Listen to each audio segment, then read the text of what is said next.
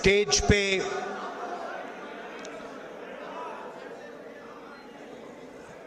वरिष्ठ नेता, पर्सनैलिटीज,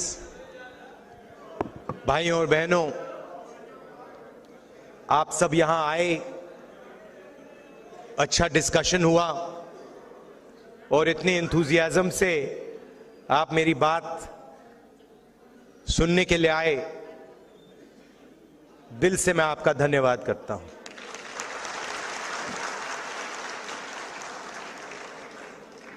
अनिल जैन जी ने अभी कहा कि मेरे परिवार के लोग ग्वाला थे और उन्होंने कहा कि पैदा होने पर ही मेरा फ्यूचर तय हो जाता था। मैं उस बात को थोड़ा आगे बढ़ाना चाहता हूं। पैदा होने से पहले आपका फ्यूचर तय हो जाता था। आप पैदा ही नहीं हुए, आपकी कैपेबिलिटी भी नहीं मालूम, आपका नाम भी नहीं मालूम, आपका फ्यूचर तय हो जाता था। और हिंदुस्तान के सारे लोगों को छोटे छोटे खांचों में डाल दिया जाता था।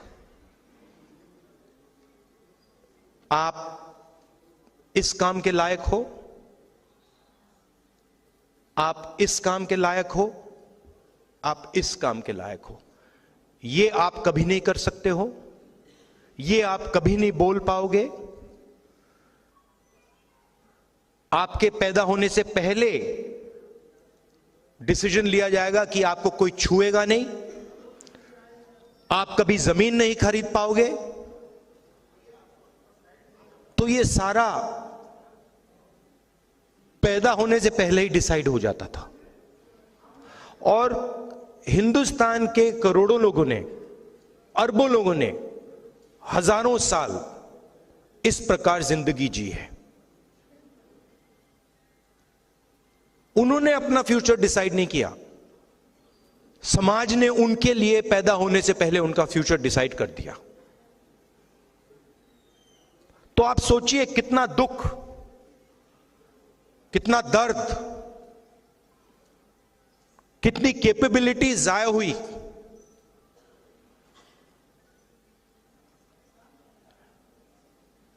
और इस चीज को बदलने के लिए बहुत सारे लोग खड़े हुए। हिस्टोरिकली लिस्ट है,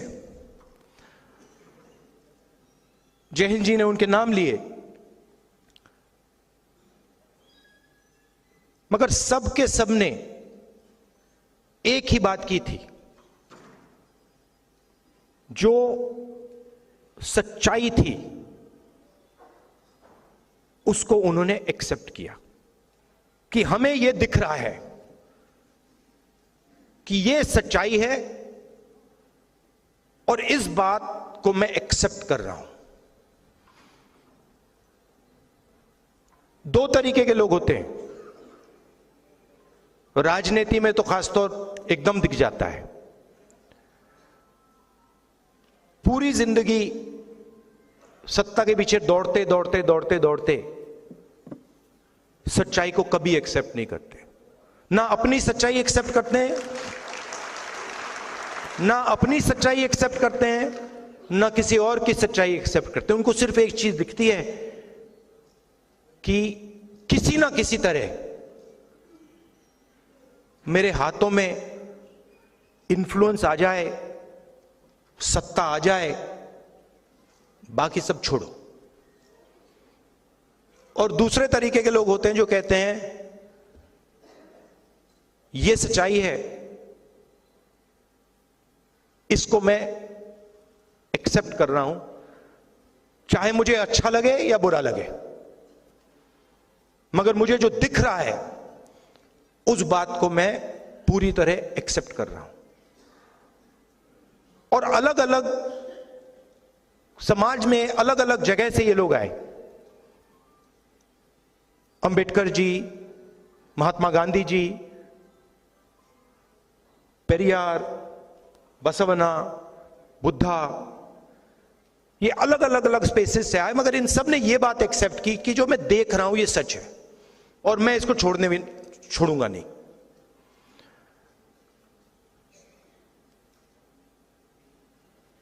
हिंदुस्तान में बहुत सारी ऐसी मूवमेंट्स हुई, मगर 3000 साल में सबसे सक्सेसफुल मूवमेंट ये है। और इसमें आप कहते हो कि ये संविधान अंबेडकर जी ने दिया, और उसमें सच्चाई है। अंबेडकर जी ने दिया, गांधी जी ने दिया, मगर ये एक सोच है। ये अंबेडकर जी से पहले भी थी। इसमें बुद्धा भी हैं, इसमें बसवन्ना जी भी हैं, इसमें पेरियार हैं, इसमें गांधी हैं, और सिर्फ वो नहीं है, बहुत सारे ऐसे भी लोग हैं जिनके नाम किसी ने सुने भी नहीं। वो इसी चीज के लिए लड़े थे। किसान थे, मजदूर थे, नाई थे, बढ़ई थे, इसके लिए लड़े। उनका नाम आज हम नहीं जानते, मगर उनकी सोच इसमें है। तो जो भी, मेरा कहना है, जो भी हिंदुस्तान में अन्याय की सच्चाई को एक्सेप्ट करता है, उसकी सोच इसमें है। और इसने करोड़ों लोगों के लिए दरवाजे खोले हैं। और मैं यह भी कहना चाहता हूं कि जो हमारी एक्सपेक्टेशन थी, जो फाउंडिंग फादर्स की एक्सपेक्टेशन थी, जो महात्मा गांधी की एक्सपेक्टेशन थी, जवाहरलाल नेहरू की एक्सपेक्टेशन थी, अंबेडकर जी की एक्सपेक्टेशन थी, उससे कम लोगों को इस किताब का फायदा हुआ है। तो सक्सेस है, मगर फेलियर भी है। ओवरआर्चिंग सक्सेस नहीं है। सिंपल सी बात है। इसको लोग कहते हैं कि ये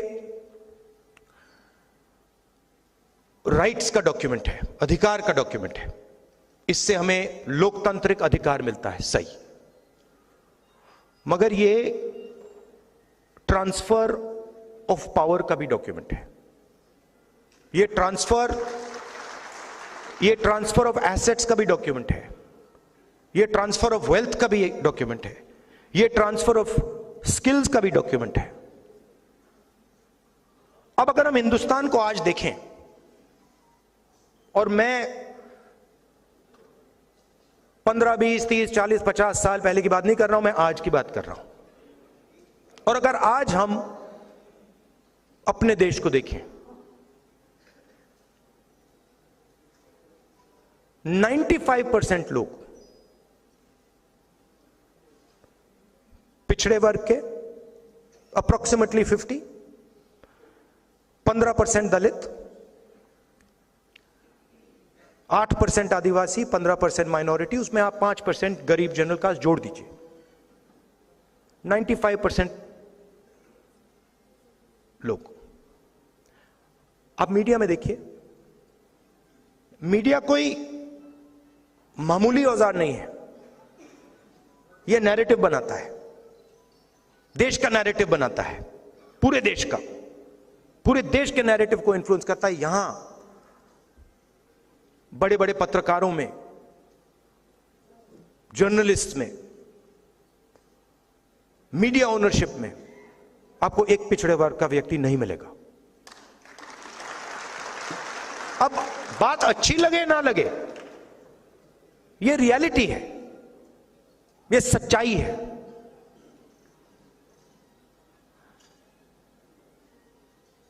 और छुपे तरीके से यह किया जाता है।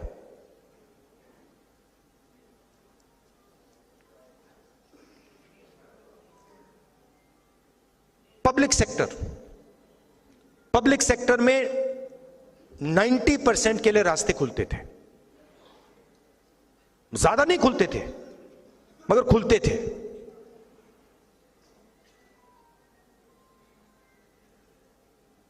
आज 200 सबसे बड़ी कंपनियों की लिस्ट निकालिए, उनकी सीनियर मैनेजमेंट की लिस्ट निकालिए, उनकी जो बड़े बड़े सैलरी, करोड़ों रुपए वाली सैलरी वाले लोग हैं, उनकी लिस्ट निकालिए। दिखा दीजिए कौन सा पिछड़ा है वहां पे, कौन सा दलित है, कौन सा आदिवासी है, कौन सा गरीब जनरल कास्ट का है, दिखा दीजिए।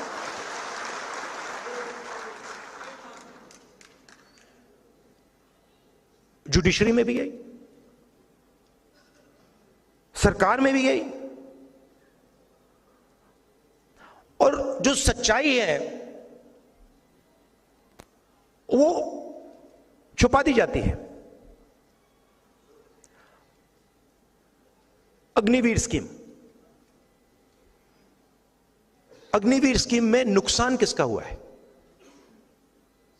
आपने कभी सोचा? सिंपल, SC, ST, OBC, गरीब जनरल कास्ट।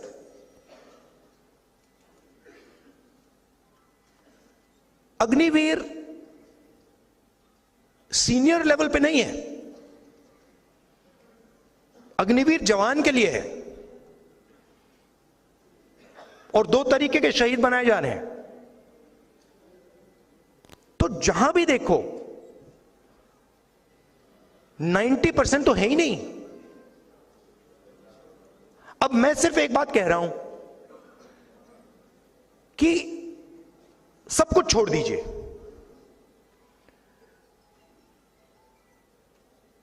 सच्चाई तो देख लीजिए, जाति जनगणना कर लीजिए। अगर जो मैं बोल रहा हूं गलत है, कोई प्रॉब्लम नहीं है,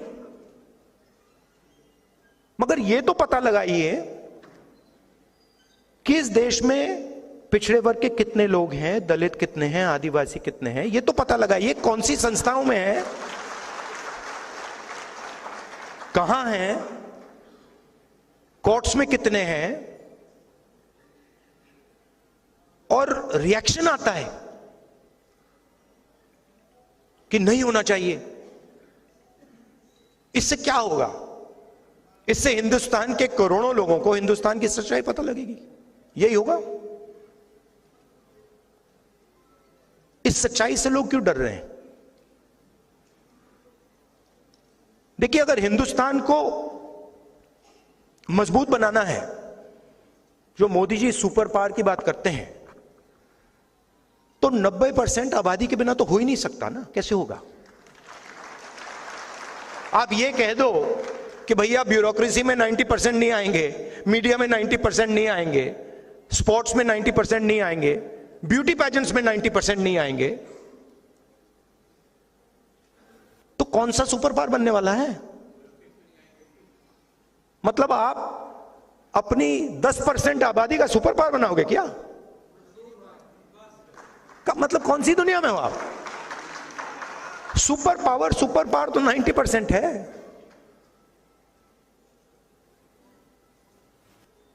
अब इस पर आक्रमण हो रहा है।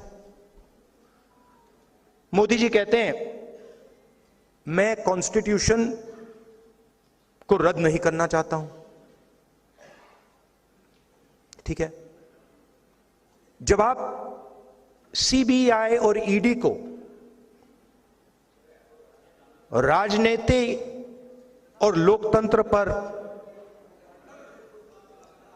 जब आप CBI और ED को लेकर राजनीति और लोकतंत्र पर आक्रमण करते हो, तो आप कॉन्स्टिट्यूशन पे आक्रमण कर रहे हो।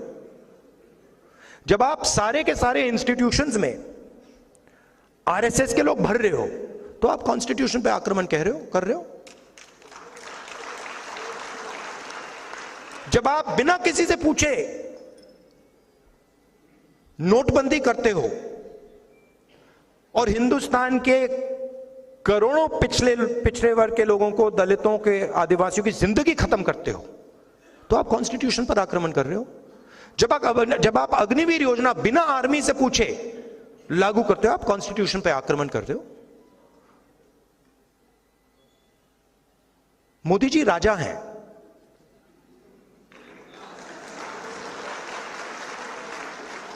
मैं सच बोल रहा हूं। मोदी जी प्राइम मिनिस्टर नहीं है, मोदी जी राजा हैं। उनको कुछ लेना देना नहीं, कैबिनेट से कुछ लेना देना नहीं, पार्लियामेंट से कुछ लेना देना नहीं, कॉन्स्टिट्यूशन से कुछ लेना देना नहीं। 21वीं सदी के वो राजा हैं।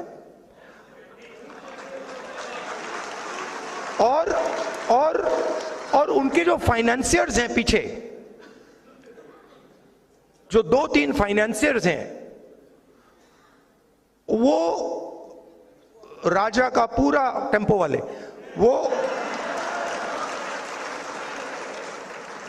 वो राजा, एक्चुअली वो राजा फ्रंट है। एक्चुअली राजा के पास पावर नहीं है, एक्चुअली पावर कहीं और है। तो ये सिचुएशन है। नहीं भैया, अनपढ़ राजा भी काम चला लेता।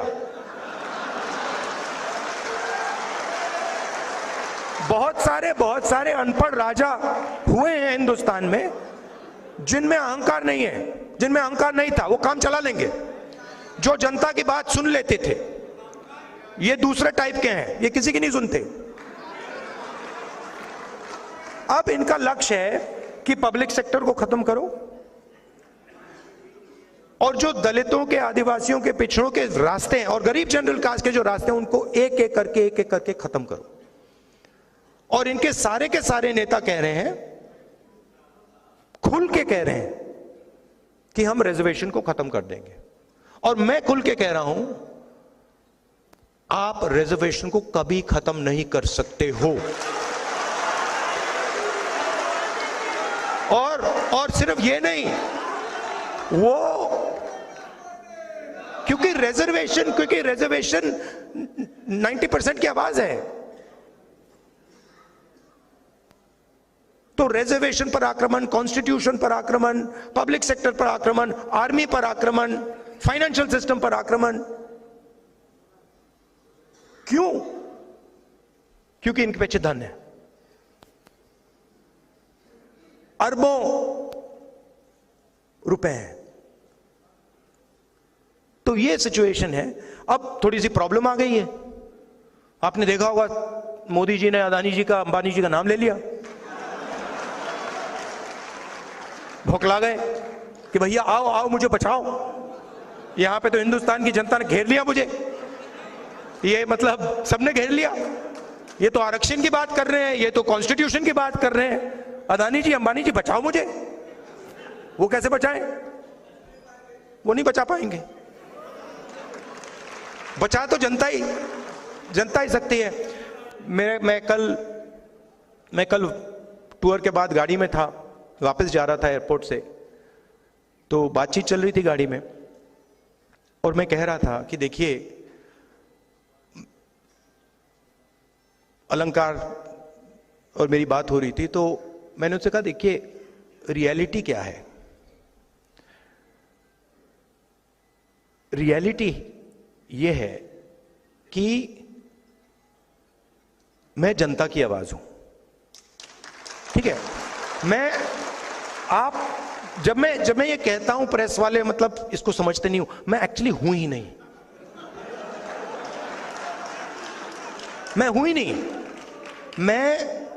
मैं भारत जोड़ो यात्रा में ये बात समझ गया कि मैं जनता की आवाज हूं, जनता का दर्द हूं, जनता का दुख हूं, और कुछ नहीं है।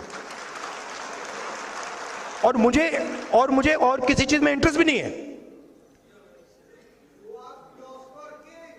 तो अब सवाल उठता है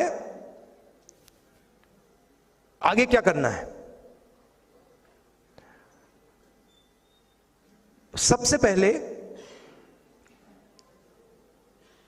जो हिंदुस्तान की सोशल रियलिटी है, और किसी का नुकसान नहीं करना, बट जो हिंदुस्तान की सोशल रियलिटी है उसको देश के सामने रखना है। किसी को चोट नहीं मारनी, किसी को धमकी नहीं देनी, यह कहना है देखिए भैया ये हिंदुस्तान की सोशल रियलिटी है, इस देश में इतने दलित हैं, इतने आदिवासी हैं, इतने पिछड़े लोग हैं, इतने माइनॉरिटीज हैं, इतने गरीब जनरल कास्ट के लोग हैं, और ये जो लोग हैं इनकी इतनी भागीदारी है, मीडिया में इतनी भागीदारी है, कॉर्पोरेट इंडिया में इतनी भागीदारी है, जुडिशरी में इतनी, इलेक्शन कमीशन में इतनी, सीबीआई, ईडी, इनकम टैक्स में इतनी। आपने नोट किया है कि सीबीआई, ईडी मुझे छोड़कर 55 घंटे मुझसे मतलब इंटेरोगेशन किया। मैं 2-3 साल बाद आपको बताऊंगा उस डिस्कशन में क्या हुआ।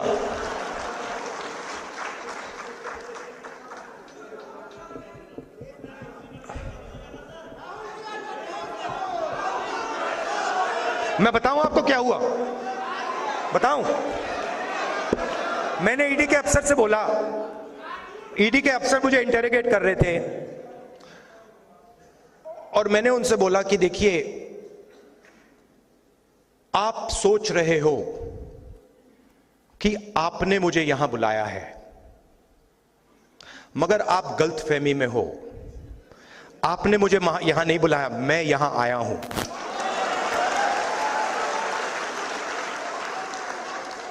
और आप जानते हो मैं यहां क्यों आया हूं? कहते हैं नहीं, मैं यहां इसलिए आया हूं क्योंकि मैं देखना चाहता हूं हिंदुस्तान के लोकतंत्र की हत्या कौन लोग कर रहे हैं।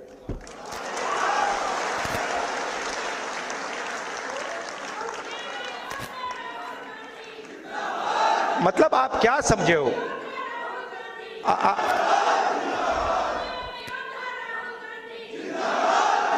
मैं वहां पे इंटेरोगेशन हो रहा था, वहां पे एक सेल पड़ा हुआ था, वो लॉकअप होता है, वो इंटेरोगेट कर रहा है मुझे। मैं सोच रहा हूं यार, मेरे परदादा 12 साल ऐसे सेल में बैठे थे, कम से कम 10 साल तो मुझे भी जाना चाहिए।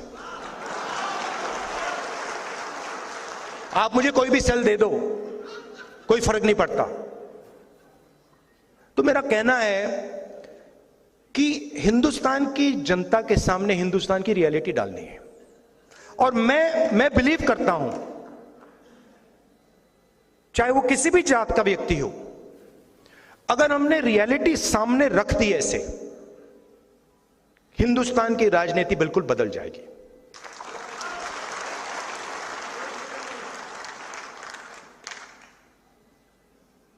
और उसको बदलना ही होगा, क्योंकि 90% को आप चुप नहीं रख सकते, 90% की शक्ति को आप कंट्रोल नहीं कर सकते, कुछ भी कर लो।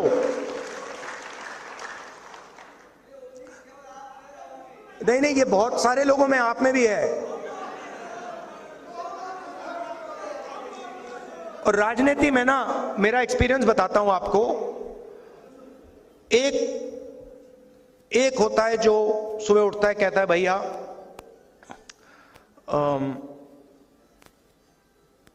सत्ता कैसे मिलेगी, सत्ता कैसे मिलेगी, 24 घंटा वही उसकी थिंकिंग होती है। अब मेरी दूसरी प्रॉब्लम है, नहीं, मैं उसके बीच में पैदा हुआ।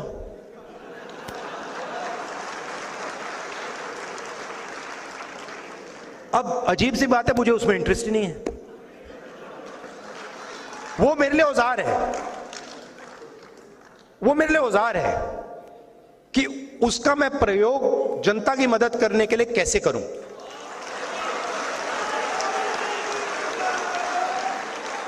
वो मेरे लिए मतलब ड्रग नहीं है, नशा नहीं है। मैंने अपनी दादी की लाश देखी है, पिता की लाश देखी है।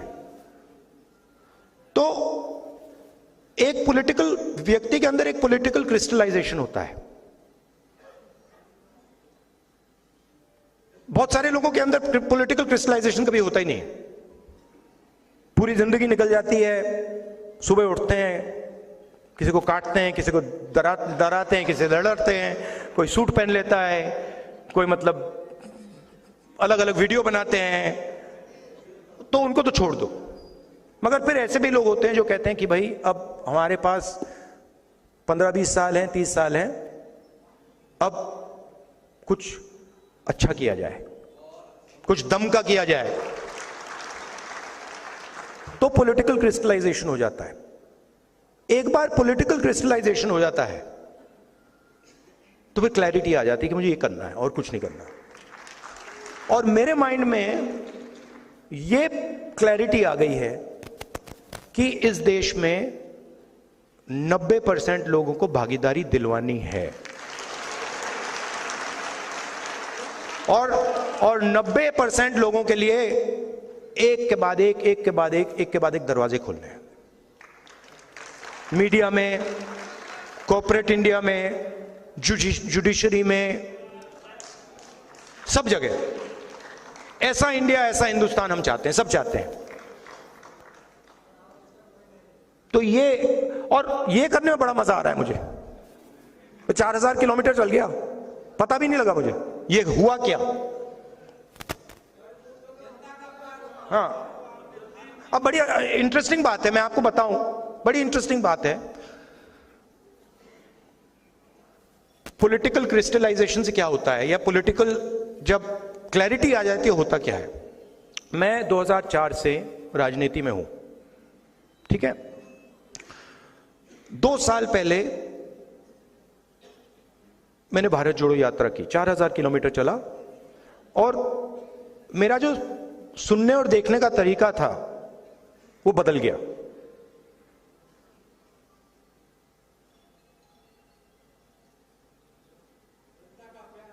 नहीं,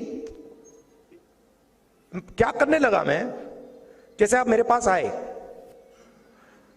तो नॉर्मली जब व्यक्ति बात करता है तो वो सोचता है कि ठीक है मैं यहां हूं, मैं सुन रहा हूं। मैं क्या करने लगा, मैं आपकी पोजीशन लेने लगा। बात समझे, मैं अपने आप को छोड़ के आपके अंदर घुस के, ये आया मेरे पास, ये क्या देख रहा है, ये क्या बोल रहा है, ये क्या कहना चाह रहा है, तो वो चेंज आ गई। और बिल्कुल जो लोग बोल रहे थे उसका मतलब ही बदल गया। मतलब पहले क्या होता था, किसान आता था, बड़ी मुश्किल है, पैसा नहीं मिल रहा, भाई बीमार है, और मैं सुनता था। अब उसके बाद अब मैं क्या करता हूं, हाथ पकड़ लेता हूं, बस हाथ पकड़ लेता हूं और टाइट पकड़ लेता हूं और कहता हूं घबराओ मत, कुछ नहीं होगा। तो टोटल चेंज आ जाता है, कनेक्शन बन जाता है।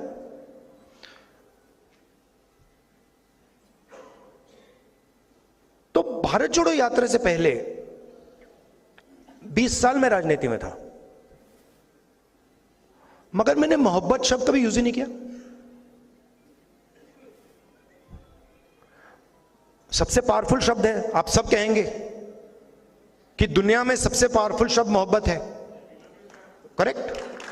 तो ये जो अभी इन्होंने बोला ना, वी लव यू सर, ये भारत जोड़ो यात्रा से पहले किसी ने मुझे नहीं बोला था, और मैंने भी किसी को नहीं बोला था। मतलब मां को बोला था, बहन को बोला था, मगर किसी आम जनता को या किसी से जब मैं मिले, मैंने नहीं बोला, मगर मैंने बोलना शुरू कर दिया। और अजीब सी बात हुई, अब मैं आपको बता रहा हूं, दिल्ली में मैं वापस आता हूं एयरपोर्ट से, गाड़ी शीशा खोल के कहते हैं आई लव यू। तो ये मैं आपको क्यों कह रहा हूं, क्योंकि हिंदुस्तान में जो भी सक्सेसफुली सामाजिक न्याय की लड़ाई लड़ा है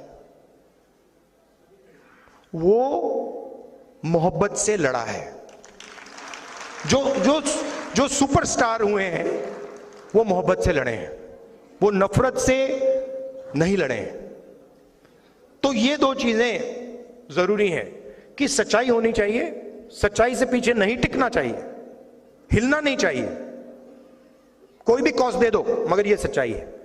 और आप बोलो तो रिस्पेक्ट से, प्यार से,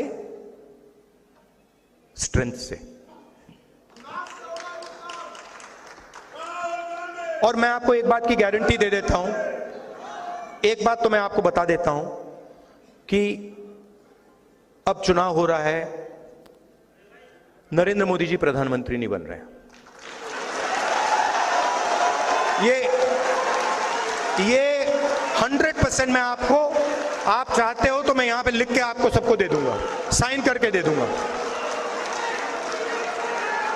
क्योंकि देखिए हुआ क्या है, देखिए मैं पॉलिटिक्स को ना, हुआ क्या है, बड़ी इंटरेस्टिंग चीज हुई है, बड़ी इंटरेस्टिंग चीज हुई है कि नरेंद्र मोदी जी की पूरी स्ट्रेटेजी भाई को भाई से लड़ाने की है, और इस चुनाव में वो काम ही नहीं कर रहा है। वो मतलब आ रहे हैं, वो कह रहे हैं, लोग देख रहे हैं, कह रहे हैं भैया ये बोल क्या रहा है। तो वो चेंज आ गया है, और आप लिख लीजिए वो। अच्छा, एक बात हो सकती है, अगर पूरी चीटिंग कर दी, अगर ईवीएम लपेट लिया, वैसे हो सकता है, मगर उसके अलावा ये 200 180 से आगे नहीं जा रहे। अब आपके सवाल हो, नहीं देखिए, मगर इसमें देखिए, इसमें एक बात मैं आपको बताना चाहता हूं कि हमारा जो मैनिफेस्टो है, क्रांतिकारी मैनिफेस्टो है। अगर आपने मैनिफेस्टो को देखा है, वो 90% को सपोर्ट करने वाला मैनिफेस्टो है, मगर सच्चाई ये है कि कांग्रेस पार्टी को भी आने वाले समय में अपनी राजनीति को बदलना होगा। ये करना पड़ेगा। और ये भी मैं कहना चाहता हूं कि कांग्रेस पार्टी ने भी गलतियां की हैं, और मैं कांग्रेस पार्टी का होता हुआ ये मैं कह रहा हूं। तो अब आपके सवाल हो, आप जरूर पूछिए।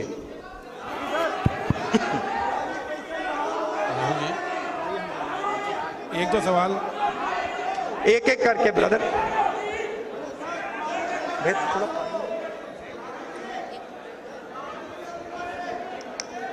हेलो, आप कहाँ खड़े हैं? जस्टिस राहुल जी, मेरा सवाल आपसे है। जस्टिस मदन बी लोकुर और मीडिया के काफी प्रधानमंत्री जी के साथ आपको 1-to-1 डिबेट के लिए कहाँ हैं आप जी? नहीं, सवाल कहाँ पूछ रहे हैं?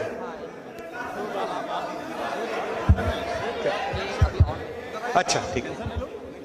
हाँ, मेरा सवाल है, जस्टिस और मीडिया के साथियों ने मंत्री जी, आवाज नहीं आ रही आपकी।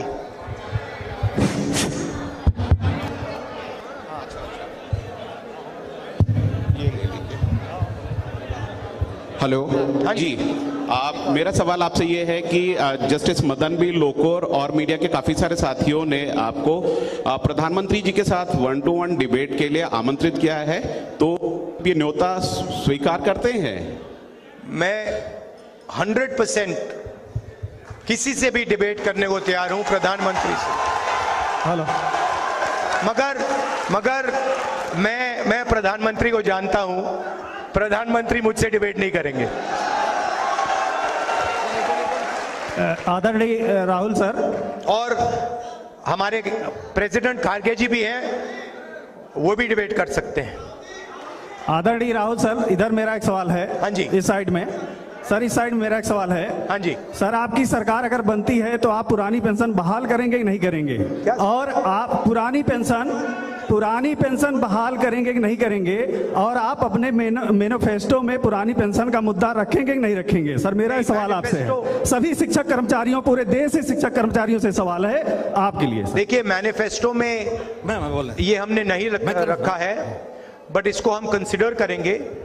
मैनिफेस्टो में हमने ये जो 5 गारंटीज का कॉन्सेप्ट है, जी सर, उसको रखा है। जी। But open to consideration. जी सर।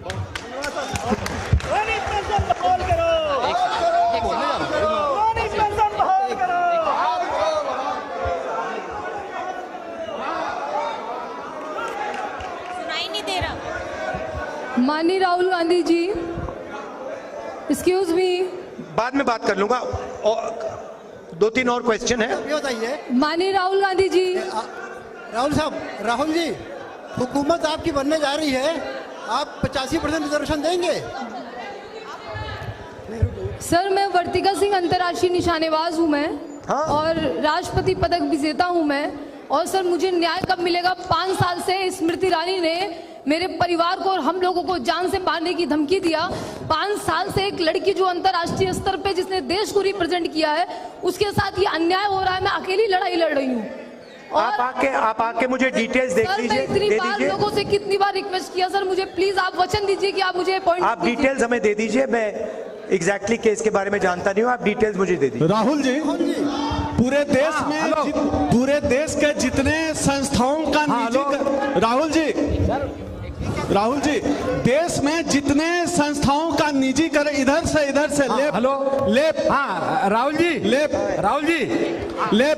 जितनी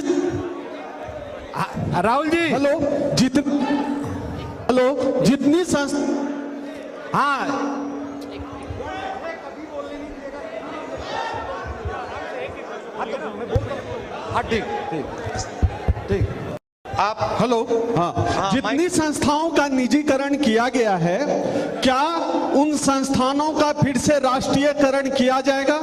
राष्ट्रीय क्या? निजीकरण को वापस करा जाएगा। जितनी संस्थाओं को मोदी जी ने बेच दिया है, क्या उस संस्थानों का फिर से राष्ट्रीयकरण होगा? नहीं,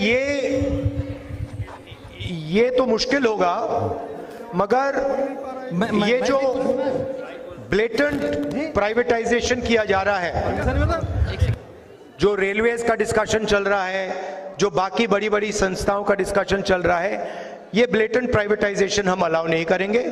हमारी फिलॉसफी ये है कि सरकार का एजुकेशन में, हेल्थ केयर में रोल होना चाहिए और उस रोल को हम प्रोटेक्ट करेंगे और ज्यादा से ज्यादा लोगों को सरकारी नौकरी देने का काम करेंगे।